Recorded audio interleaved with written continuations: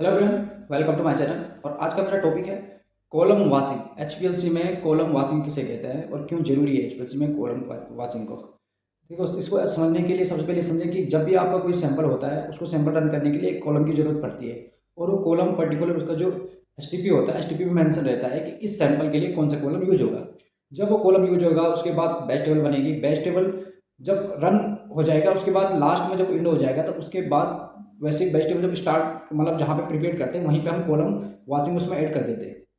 लेकिन अगर अगर कॉलम वाशिंग नहीं हो रही थी उसमें तो हम बीच सीक्वेंस में भी कॉलम वाशिंग को ऐड कर सकते हो।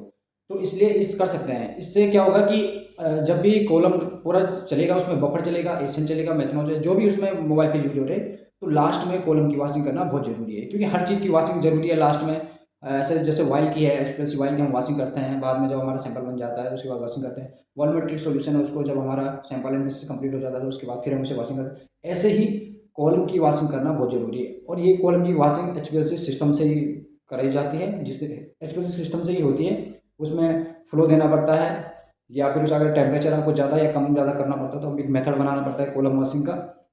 जब वो कॉलम वाशिंग उसमें एचपीएलसी में रन करेंगे तो लास्ट में वो ऑटोमेटिक अपना कॉलम वाशिंग ले लेंगे। लेकिन ये तभी होता है जब पूरी सीक्वेंस चल जाता है। सीक्वेंस के लास्ट में हम ऐड करते हैं, जिससे कि हमारा कॉलम नेक्स्ट टाइम जब हम उसे यूज करें तो हमें वो कॉलम कोई ऐसा डर्टी ना मिले, या मतलब उस कॉलम में कोई पहले से कोई पीक ना आए, जिस वजह से अगर हम उसको क्लीन नहीं करेंगे ढंग से तो अगली बार हम जब दोबारा एचपीएलसी पर रन करेंगे उसमें तो कहीं ना कहीं हमें पीक और भी ज़्यादा जनरेट हो जाएगी पुरानी वाली पीक, जिससे कि हमारे कैरी ओवर या एक्स्ट्रा पीक इस टाइप के इंसिडेंट हमें देखने को मिलते हैं।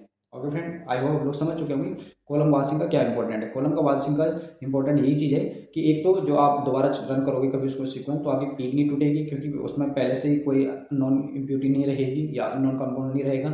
ऊपर से उसमें जो एक्स्ट्रा पीक आती है ये नहीं आएगी। और आपका जो कॉलम है वो ड्यूरेबल रहेगा, मतलब बहुत लॉन्ग टाइम तक चलता रहेगा वो, अगर आप उसको प्रॉपर बीच बीच में मतलब हर सीक्वेंस के बाद आप अगर उसकी वॉशिंग करोगे तो।